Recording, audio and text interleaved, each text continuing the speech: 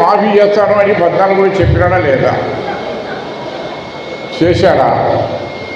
అదేవిధంగా మహిళలకు డాక్టర్ మాఫీ చేస్తానని చేశాడా? బంగారు తాకెట్టు పెట్టి ఇడిపిస్తానని చేశాడా?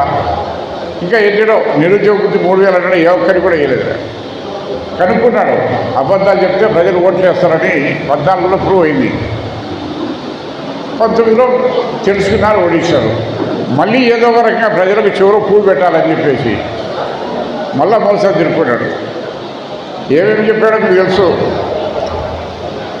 ఇదో వాళ్ళు ఇచ్చిన మేనిఫెస్టో వీళ్ళందరూ దీంట్లో ఏమేమి ఇచ్చాడు? సూపర్ 6, సూపర్ 7, నేను అవి చేస్తానని ఇచ్చాడు. మరి ఎవరికి ఇచ్చాడా అనేది చేస్తున్నాడు. ఇవ్వలేదు, మోసం చేశాడు. ఓకే, మోసం చేశాడు, అట్లే ఉంటే పర్వాలే. ఇప్పుడు కొత్త పథకం పెట్టాడు, కొత్త కార్యక్రమాలు ఏర్పాటు చేస్తున్నాడు. ఈ యొక్క కరపత్రాలు తయారు చేశాడు. ఏది? సుపరిపాలనలో తొలి అడుగు సుపరిపాలనలో తొలి అడుగు అని ఈరోజు మీ దగ్గరికి ఇంటింటికి వస్తున్నారు తెలుగుదేశం పార్టీ నాయకులు, శాసనసభ్యులు వస్తున్నారు. మరి వీళ్ళు చెప్పినది ఎన్నికల ముందు ఏమి చెప్పినాడు, ఏమి నెరవేర్చినాడు, మరి సుపరిపాలన ఎట్లవుతుంది? ఇది మంచి పరిపాలన అయితే మీరు చెప్పినటువంటి వాగ్దానాలు నిరూపించి మీరు ప్రజల వద్దకు వెళ్తే బాగుంటుంది. కానీ ప్రజలను మోసం చేసి వంచి మళ్ళా ప్రజల వద్దకు వస్తున్నారంటే వాళ్ళకి ఎంత ధైర్యం ఉండాలో ఒక్క దఫా ఆలోచించారు. అంటే ప్రజలు అమాయకులు అనుకుంటున్నారు, కానీ ప్రజలు అమాయకులు కాదు. ఏమంటే ఆలోచిస్తున్నారు, భరిస్తున్నారు, ఇంకా చూద్దాం అని చెప్పేసి. మరి అదే రకంగా ఈ యొక్క మేనిఫెస్టో వచ్చేసి ఈ యొక్క క్యూఆర్ కోడ్ ఉంది. ఇది ఓపెన్ చేసుకుంటే ప్రతి ఒక్కటి మేనిఫెస్టో ఏమేమి చెప్పినా ఇవన్నీ కూడా ఉన్నాయి. మరి ఇవన్నీ కూడా మనం చూస్తున్నాం. మళ్ళీ వాళ్ళు ప్రజల దగ్గరికి వచ్చేదానికి ఇప్పుడు మైదుకూరు మండలంలో ఆల్రెడీ స్టార్ట్ చేశారు, ఇంకా ఈ మండలంలోకి రాబోతున్నారు. మరి నేను ఒకటే మనం చేస్తున్నా, ఒక్క దఫా మనం బేరీ చేసుకున్నాం. 2019 నుంచి 24 వరకు జగన్మోహన్ రెడ్డి గారు ఎన్నికల ముందు ఇచ్చినటువంటి మేనిఫెస్టో ఏమిచ్చాడు, ఏమి చేశాడు అనేది మన దగ్గర కూలంకషంగా ఉంది. మరి మీకు ఒక్క చాపాడు మండలం గురించే చెప్తున్నా, కొన్ని చెప్తున్నా. ముఖ్యంగా ఎందుకంటే మనకు రైతు ఆశంగా ఉంది కాబట్టి ఒక్క చాపాడు మండలంలోనే ఈ యొక్క ఇన్సూరెన్స్ వచ్చేసి ఒక చాపాడు మండలానికి 21,58,00,000 రూపాయలు. మరి ఏదైనా ఇన్పుట్ సబ్సిడీ వచ్చింది 9,32,00,000 రూపాయలు ఇచ్చారు. మరి రైతు భరోసా వచ్చేసి 27,98,00,000 రూపాయలు ఇచ్చారు. మొత్తం కలిపి దాదాపు 59 కోట్ల చిరవుతారు. 59 కోట్ల చిర ఎన్నేళ్లకు? 5 సంవత్సరాలు. అంటే సంవత్సరానికి ఎంత? 12 కోట్లు. సంవత్సరానికి మరొక సంవత్సరం అయిపోయింది, ఎలక్షన్ అయిపోయింది. చంద్రబాబు వచ్చి మరి 12 కోట్లు ఇచ్చాడా? 12 రూపాయలైనా ఇచ్చాడా? 12 పైసలైనా ఇచ్చాడా? ఒక్క రైతుకైనా సరే. మరి ఇది మోసం కాదా? దగా కాదా? మళ్ళీ ఈరోజు మళ్ళీ మీ ముందుకు వస్తున్నారంటే, రైతుల దగ్గరికి వస్తున్నారంటే ఏం మొహం పెట్టుకుంటారు? మరి అదే రకంగా మనం చూసాం, సచివాలయం అయితే మన దగ్గర ఉంది. ఏ యొక్క పథకానికి ఎంత తీసామని చెప్పేసి ఇది వచ్చేసి 16 కోట్లు వచ్చేసి మహాపంచాయతీకి వచ్చింది, ఎన్నుబాబాయపల్లె సచివాలయ పరిధిలో. మరి అదే రకంగా 16 కోట్లు వచ్చేసి సచివాలయానికి వచ్చింది. అన్నవరానికి వచ్చేసి 14 కోట్ల వచ్చింది. బద్రిపల్లికి వచ్చేసి 18,62,00,000 రూపాయలు. మనం అబద్ధం చెప్పడం ఫ్లెక్సీ చేసిన ప్రతి సచివాలయం కాడ ఇదో ఈ అమౌంట్కి తెచ్చాం, ఆసరాకి ఇచ్చాం, చేతికి తెచ్చాం, ఓపెన్గా చెప్తున్నాం, వెరిఫై చేసుకోండి అని చెప్పేసి. మరి ఈరోజు వాళ్ళు చెప్పే ధైర్యం ఉందా, దమ్ముందా అని అడుగుతాడా? మరి ఇన్ని రకాల మోసం చేస్తున్నారు. మరి ఇప్పుడు చంద్రబాబు చెప్పే మోసాల్లో నంబర్ 1 వచ్చేసి ఇవన్నీ కూడా ఉన్నాయి. ఈరోజు ప్రజలకు వచ్చేసి నిరుద్యోగ వృత్తి ఇస్తున్నారు. ఆ యొక్క ఉద్యోగం మనం ఇస్తాం, లేకపోతే 20 లక్షల ఉద్యోగాలు, లేకపోతే నెలకు 3,000 రూపాయలు నిరుద్యోగ వృత్తి అన్నాడు. నెలకు 3,000 రూపాయలు అంటే ఇక్కడ సంవత్సరానికి ఎంత? 36,000. 14 నెలలు అయిపోయింది గవర్నమెంట్ వచ్చి. నిరుద్యోగులు లేరా మన దేశంలో, రాష్ట్రంలో, మన మండలంలో నిరుద్యోగులు లేరా? ఇంజనీరింగ్ చదువుకొని ఎంతమంది ఉన్నారు? డిగ్రీ చేసి ఎంతమంది ఉన్నారు? ఏ ఒక్కడికైనా 3,000 కాదు 3 పైసలు ఇచ్చినా చంద్రబాబు నాయుడు ఎండిపోయి అడుగుతాడు. ఇచ్చాడా? ఎవరికైనా. మరి అటువంటి వాళ్ళు వచ్చేసి 1,56,000 మంది నిరుద్యోగులు ఉన్నారు మన యొక్క రాష్ట్రంలో. 1,56,000 మంది నిరుద్యోగులు ఉన్నారు. వాళ్ళకు 3,000 రూపాయలు చొప్పున ఇవ్వాలంటే ఎంత వస్తే మనం ఆలోచించుకోండి. ఇచ్చాడా? అవి కూడా కొన్ని వేల కోట్లు మోసం చేశాడు. మరి అదే రకంగా ఈ యొక్క గ్యాస్ కనెక్షన్ అన్నాడు. గ్యాస్ కనెక్షన్ 1,59,000 మందికి గ్యాస్ కనెక్షన్ ఉన్నాయి. దానికి కావాల్సింది 877 రూపాయలు సిలిండర్ కాస్ట్. ఆ రకంగా వేసుకుంటే 3 సిలిండర్కి వచ్చే దాదాపు 270 కోట్లు నెలకైతుంది. 3 ఇచ్చాడా? సంవత్సరం అయిపోయింది కదా. ఆ ఒక్కటి కూడా అరకొడ ఇవ్వడా. మరి అదే రకంగా చూసుకే ఉచిత బస్సు అన్నాడు. తమాషా చూడండి, ఎన్నికల ముందు వచ్చి బస్సు వేసుకుంటే కానీ మీరు అమరావతి పోవచ్చు, విశాఖపట్నం పోవచ్చు, శ్రీకాకుళం పోవచ్చు, తిరుపతి పోవచ్చు అన్నాడు. మరి నేను ఏం చెప్పాడు? జిల్లా దాటిపోయేదానికి లేదంట. జిల్లాలో తిరగదు అంటే ప్రొద్దుటూరు, మైదురు, లేకపోతే చేపాడు తిరగచ్చు అంతే. ఈ నుంచి మనం చాగలమరి పోలేం, రాజంపేట పోలేం, రాయచోటికి పోలేం. ఇంకా ఎవరికి పెట్టండి బస్సు? ఇదే. మరి ఇది మోసం కదా అని అడుగుతాం. ఇది మోసపుచ్చడం కదా ప్రజలు అని చెప్పి అడుగుతున్నా. మరి అదే రకంగా మనం చూస్తాం 2004 ఎన్నికల ముందు జగన్మోహన్ రెడ్డి గారు 66 లక్షల మందికి 66,34,742 మందికి మనం పెన్షన్ ఇస్తాను. 66,34,000. నిన్న చంద్రబాబు ఎంతమందికి ఇచ్చాడు? 61 లక్షల మందికి కూడా ఇవ్వడం. అంటే దాదాపు 5-6 లక్షల మందికి పగడం పెట్టడా లేదా? మీరు ఒకదమ్మా పేరుకి ఏమైనా 4,000 అన్నాడు. జగన్ 3,000 ఇచ్చాడు కదా. 4,000 ఇచ్చినా కానీ బడ్జెట్ చూసుకుంటే చంద్రబాబు 4,000 ఇచ్చేదానికంటే కూడా జగన్ 3,000 ఇచ్చింది ఎక్కువ అమౌంట్.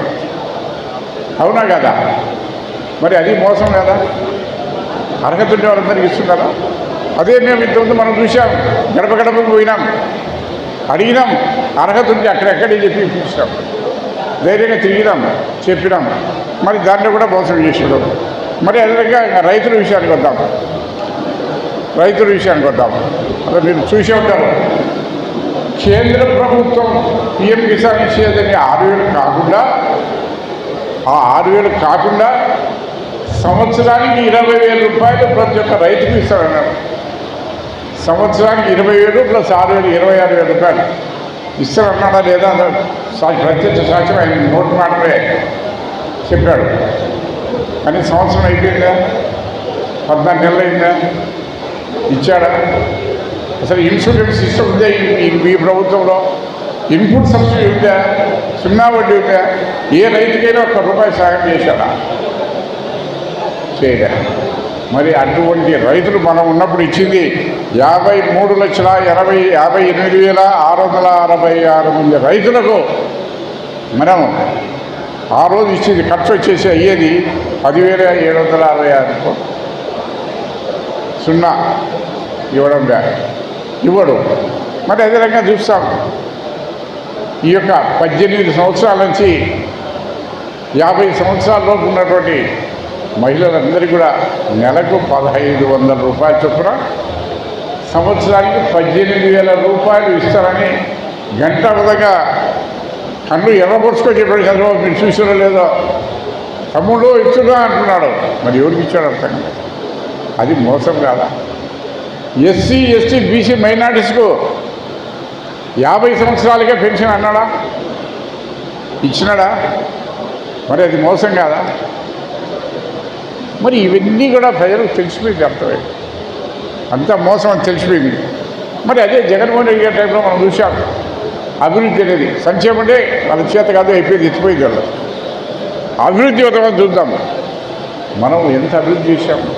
గ్రామంలో రోడ్లు వేయించాం, ఇంకా మీ మండలం మనం చాపాడు మండలం మన మండలం మీ మండలం కాదు మాది అది కూడా మన మండలంలో ఏ గ్రామానికైనా రోడ్డు లేని గ్రామం ఉందా? అన్ని రోడ్లు వేయించాం. అదే కాదు దాదాపు 22 కోట్లు పెట్టి కేసుకి 4 ఐ కంట్రోల్స్ కూడా వేయించాం. శాంక్షన్ చేసేప్పుడు అయినాయి. ఈరోజు మనం చూసాం ఇక్కడ నుంచి మరి విశ్వనాథపురం నుంచి మొరాయిపల్లె అదే ఒకటి రోడ్డు వేయించాం. మరి మా ఈ అల్లరపల్లి దేవాలయం నుంచి ఏటూరు వరకు వేయించాం. మరి చాపాడి కాడ నుంచి వెదులూరు వరకు వేయించాం. మరి గోవాపడి నుంచి కల్లూరు వరకు వేయించాం. మీ మండలం కుచ్చువాపడి నుంచి రోడ్డు అలా రాజపాలెం వరకు వేయించాం. అన్ని గ్రామాలు రోడ్డు వేయించాం. అభివృద్ధి తర్వాత చీపాడు నుంచి చింతకుంట వరకు అదే వేయించాం. ఎన్ని అభివృద్ధి కార్యక్రమం చేశాం.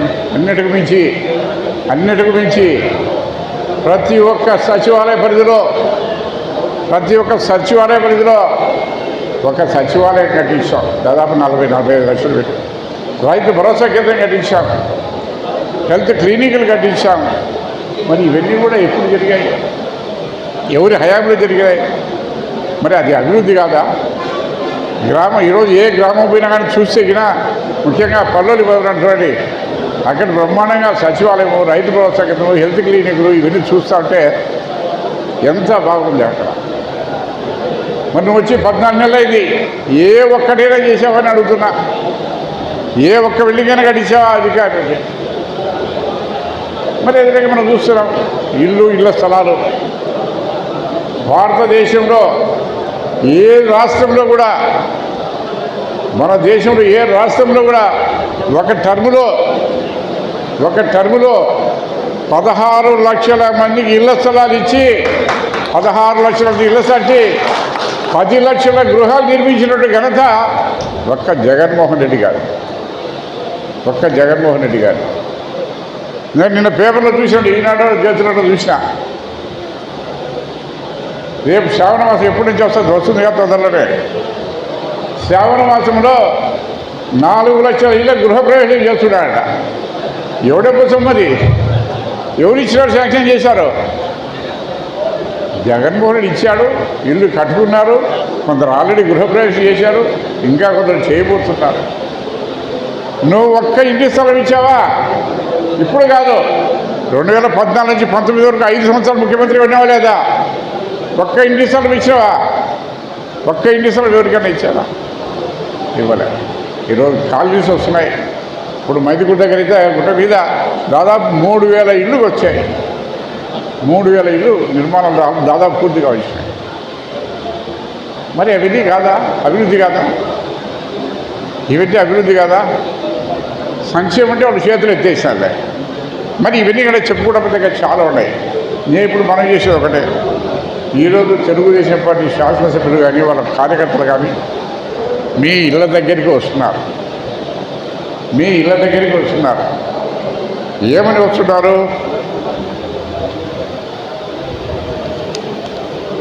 ఈ ఫ్యామిలీని పట్టుకొని వస్తున్నారు. ఏది మాది సుపరిపాలన అని. ప్రతి ఒక్కరూ అడగాల్సింది ఒకటే. మీరు ఎన్నికల ముందు మాకు ఏమని హామీ ఇచ్చినారు? మీరు నెరవేర్చినారా? నెరవేర్చితే మా దగ్గరికి రండి. మమ్మల్ని మోసం చేసి మళ్ళీ మీరు ఏ మొహం పెట్టుకొని మా దగ్గరికి వస్తున్నారని నిలేయాల్సిన అవసరం ఉంది. మనం నిజం మాట్లాడుతున్నాం. ఇదే జగన్మోహన్ రెడ్డి గారు మా గ్రామానికి, మా ఇంటికి, మా కుటుంబానికి ఎన్ని చేశాడో చూడండి. ప్రతి సచివాలయ పత్రం మా దగ్గర ఉన్న ఏ కార్యక్రమానికి జగన్మోహన్ రెడ్డి గారు ప్రతి ఒక్కరికి ఇచ్చాడు. అమ్మోడు ఇచ్చాడు, ఆశ ఇచ్చాడు, చేయుది ఇచ్చాడు, విద్యా దీవెన, వసతి దీవెన, ఆటో ఈ రిక్షా కార్మికులకు ఇచ్చాడు, మరి నాయి బ్రాహ్మణులకు ఇచ్చాడు, అన్ని కులాల వారికి ఇచ్చాడు. ఈ కాపు నేస్తం ఇచ్చాడు, ఈబీసీ నేస్తం ఇచ్చాడు. అన్నీ ఇచ్చాడా లేదా? అర్హత ఉంటాడు, అన్నీ ఇచ్చాడు. మరి ఏ ఒక్కరికైనా ఇస్తున్నారా? ఆ ఒక్క పెన్షన్ మాత్రం అది కూడా కట్ చేసి కొంతమందికి మాత్రమే ఇస్తున్నాం. అంతమించి ఏం చేశాం? ఈరోజు అమ్మఒడి ఉంది, మరి ఇస్తున్నాం అందరికీ. నీకు ఇంట్లో 4 గంటనే అన్నారు. రోజు పేపర్లు చూస్తున్నారు, నా దగ్గరికి వస్తున్నారు. మాకు రాలే అమ్మఒడి మాకు రాలేదు. మరి ఇంత మోసం చేసి దగా చేయాల్సిన అవసరం లేదు. మరి ఈ కార్యక్రమాన్ని అంతా మనం టేకప్ చేయాల్సిన అవసరం ఉంది. ఎందుకంటే చూస్తున్నాం ఈరోజు ఒకటే ఇచ్చి మేము చేసినట్టు నిజంగా చేసినట్టు అనుకుంటాం. చేయలేదని మనం కూడా చెప్పాల్సిన బాధ్యత ఉంది ఈరోజు. మరి ఆ కార్యక్రమాన్ని కూడా మనం టేకప్ చేయాలి. ప్రతి ఒక్క సచివాలయ పరిధిలో మన దగ్గర లిస్టు ఎంత ఇచ్చాము, మనం ఎన్ని కోట్లు ఇచ్చామని చెప్పేసి అవి మీకు అందరికీ కూడా ఇవ్వడం జరుగుతుంది. ప్రతి ఒక్క గ్రామంలో తిరగాల, అవసరమైతే ఇంటిలో తిరగాల, లేదా రచ్చబండ సమావేశం పెట్టండి. అయ్యా మీ యొక్క సచివాలయ పరిధిలో ఏదో 20 కోట్లు 18 కోట్లు 14 కోట్లు ఇచ్చినాం, ఈ యొక్క సంవత్సరం 14 లేదు ఇచ్చావా? ఆ రోజుల్లో 2019 ప్రభుత్వం ఏర్పాటైనప్పుడు జగన్మోహన్ రెడ్డి గారు 2 సంవత్సరాలు కరోనాతో ఆర్థికంగా అన్ని రకాల బాగా ఇబ్బంది పడ్డారు. అయినా సరే చెప్పిన మాట ప్రకారం అన్ని పథకాలు ఇచ్చిన ఘనత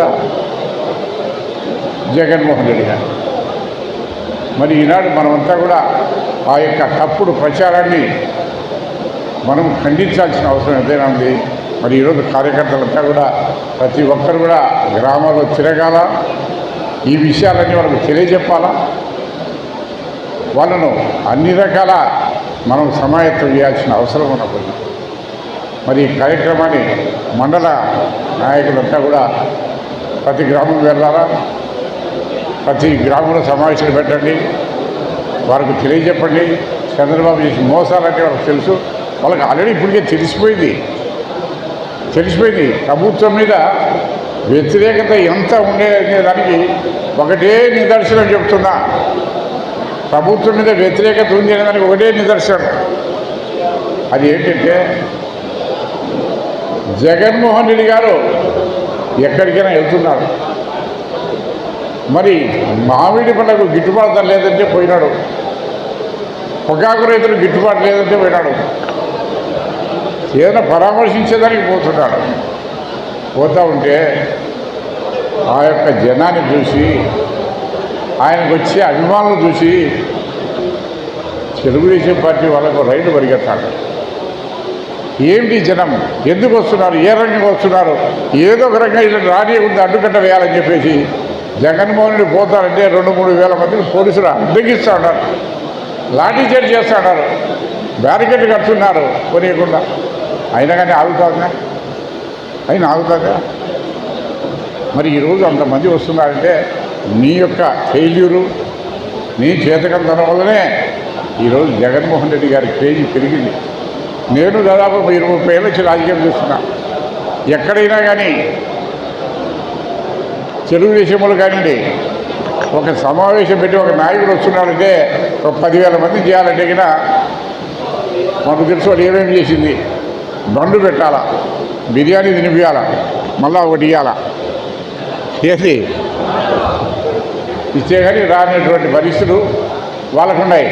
ఈరోజు మనకు వద్దంటే పోలీసులు లాఠీ చార్జ్ చేస్తే, కొడతా అంటే బ్యారికేడ్ పెడితే తన్నుకొని వస్తున్నారు. అసలు ఈ రకంగా వస్తున్నారని చెప్పేసి కంట్రోల్ కావడం లేదని చెప్పేసి తప్పుడు కేసులు పెట్టి జైల్లో కూడా పంపిస్తున్నారు.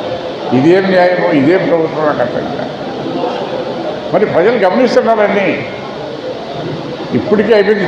తెలుగుదేశం పార్టీ అయిపోయింది, ఖాళీ అయిపోయింది. తెలుసు వాళ్ళకు కూడా చంద్రబాబు నాయుడు తెలియగలరు, తక్కువడే కాదు. కానీ ఇప్పుడు చంద్రబాబు ఏం లేదు, పాత్ర అంతా లోకేసే. రెడ్ బుక్ రాజ్యాంగమే జరుగుతుంది, చంద్రబాబు ఏం లేదు. మరి ఈరోజు తెలుగుదేశం పార్టీ పత్రానికి నాంది కారకుడు లోకేష్ బాబు. ఇది ఖాయము. ఈరోజు చెప్తున్నా, ఎప్పుడు ఎన్నికలు జరిగినా 175 కాదు, రేపు రాబోయేది ఎలక్షన్ 225 నియోజకవర్గాలు అవుతున్నాయి. 225 నియోజకవర్గాలు అవుతున్నాయి. 225లో 200 అసెంబ్లీ స్థానాల పైన జగన్మోహన్ రెడ్డి గెలుచుకునేది ఖాయము. మరి మన వాళ్ళు అంటున్నారు 2029లో ఎన్నికలు ఇప్పుడు నుంచి ఎందుకు ఈ హంగామా అంటున్నారు. కానీ అది పొరపాటు. జమిలీ ఎన్నికలు రాబోతున్నాయి. కేంద్ర ప్రభుత్వం చెప్తా ఉంది 2027లో ఎన్నికలు వచ్చే అవకాశం ఉందని కూడా చెప్తున్నారు. కాబట్టి మనం తిరస్కారం చేయకూడదు. ఇప్పటి నుంచే మనం ప్రజల వద్దకు పోవాలా, ప్రజలకు తెలియజెప్పాలా. ఈ యొక్క ప్రభుత్వ వైఫల్యాలన్నీ ఎండగట్టాల్సిన అవసరం ఎంతైనా ఉందని చెప్పేసి మనవి చేస్తూ మరి ఈ యొక్క గ్రామాల్లో తిరిగే కార్యక్రమాన్ని ఒక షెడ్యూల్ తయారు చేయండి. మీరందరూ కూర్చొని ఏ రోజు ఏ గ్రామం అని చెప్పేసి వీలైతే 2-3 గ్రామాలకు నేను కూడా వస్తా. మండలంలో 2-3 గ్రామాలకు నేను కూడా రావాలనుకుంటున్నా. నేను వస్తా, నేను తెలియజెప్తా. మిగతా అన్ని గ్రామాలు నేను తిరగలేను.